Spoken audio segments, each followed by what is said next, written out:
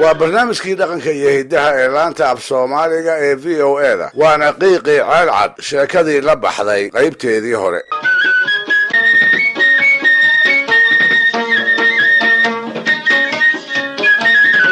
jaamac gaab waa oday welise waa xoog waa 65 jir waxaase loo maleeyaa inuu wax dhan ka yar yahay.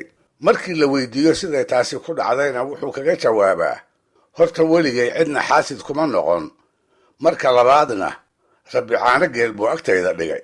had iyo jeer koofidu basadiisa kama maqnaato, wuxuu ku qariyaa bidaar weyn oo uu jeclaan lahaa intuu subax soo tooso inuu madaxiisa ku arki waayo. waa nin saddexda adduunyo ee ay soomaalidu dhaqato hodan ka ah, aadna looga yaqaan ceelcad iyo meelo badan oo bartamaha gobolka mudug ka mid ah. wuxuu dhalay 12 carruura oo wiilal iyo gabdho u kala baran. waa 2 bohood, mid ma ahe intooda kalena waa wada qaangaaro, qaar baabaxaas iyo guryo leh. dumarkii ay carruurtaa isu dhaleen markay dhalma daayeen ayuu guur cusub dhexda u xirtay. inkastoo tashigaasi uu isaga qudhiisa muddaba ka guuxayay, waxaa haddana kusii hambooriyi jiray odayo ay shaxaan oo dhowrkii gu ee u dambeeyey iyagu hablo aad u da'yar wada guursaday. kuwaas baa waxay kula kaftamaan, maxay jaamacow xoolahan faraha badani kuugu filan yihiin haddii aadan carruur ku korsanayn? uur iyo araxtoona haween aan waxba kuugu sidin maxaa ku duldhigay? ma yaradkaad ka masuugaysaa mase waayaabe islaamahaad ka baqaysaa?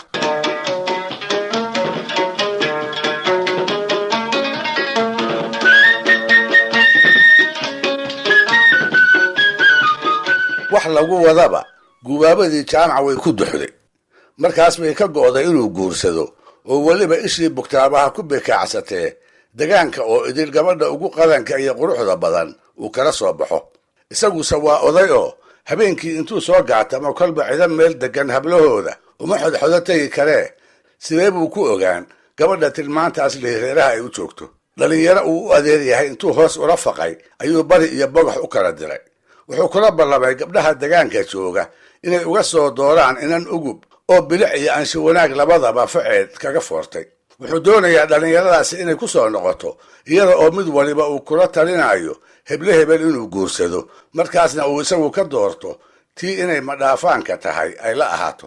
muddo dhowr bilood ah haddii kolba gabar loo soo sheegayay oo looga sheekaynayay, ugu dambaystii wuxuu jaamac gaabgowska ku qabtay inan ammaanteeda loo kala bayri waayayoo uu ninka dhalay garanayo. waxay tala kaga dhammaatay cawrale axmed maxamuud inuu doono oo si degdega uu aabbaheed iyo adeeradeed uu ugu gogol fadhiisto. dabadeedna isaga iyo nin ay ilmo adeer ahaayeen ayaa goor subaxa waxay u jarmaadeen reer axmed maxamuud oo meel ay u harsan karaan deganaa. galabnimadii reerka ma dhaafsanin, markay ku warrameenna meel aqalada ka yara dursan ayaa golo dugsoon looga asteeyey. fiidhoraadkiibaa wanjooga ah loo loogay. daribtiisii goortay ka dhargeenna dhiire caano geelah ayaa laga durduuray.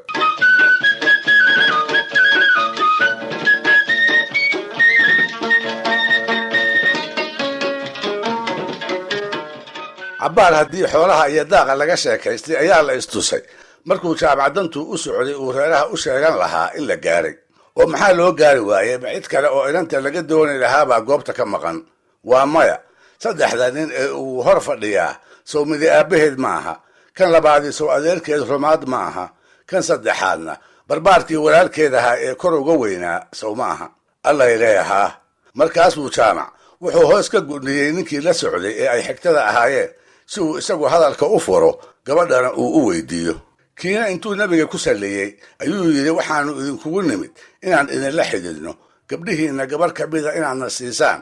waxaannu idinka doonaynaa cawrale axmed oo aannu u doonayno jaamac gaab oo aad garanaysaan garabkaygana fadhiya.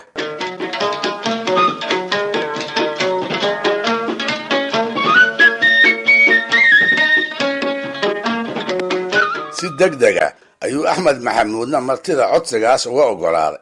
taana foolkiisa lagama akhrisanoo mugdi bay ahayde waxaa laga ogaaday hawraartii uu hadalka ku bilaabay ee ahayd, ninkii gabadhaada ku weydiistay 7 fac buu kuu ammaanay. waxaa xigay yaradkii oo laga heshiiyey 10 halaad iyo qori 12 la oo jaamac gaab uu gabadha ka keeno markaana loo dhiso. waase goorma?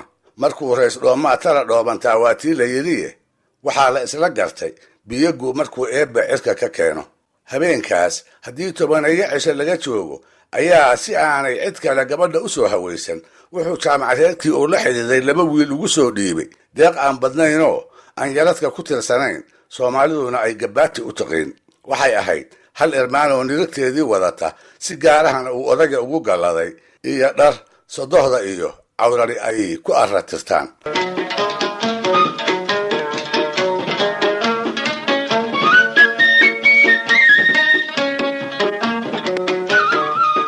hawshaasi intii ay socotay cawraro looma sheegin.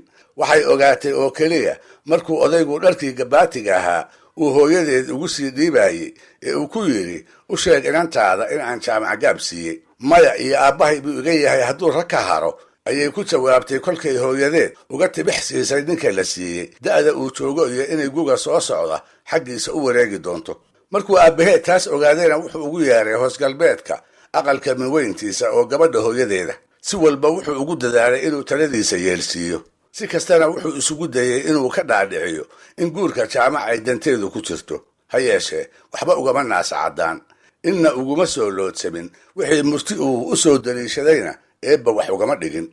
ugu dambaystii isaga oo raba da'da jaamac inuu wax wanaagsan u tuso ayuu hadalkii ugu soo gebagabeeyey, maandhay weligaa ma maqashay mahmahdii soomaaliyeed ee ahayd ninku dhali karaa ku dhaqi kara. taasna intay ciddi isku jabisay bay kaga jawaabtay oraah dhiiranoo hablihii la da'da ahaa aanay ku dhici karin. waxay tidhi oo sidee buu igu dhaqi karaa, wuuba iga hor dhimanayaae.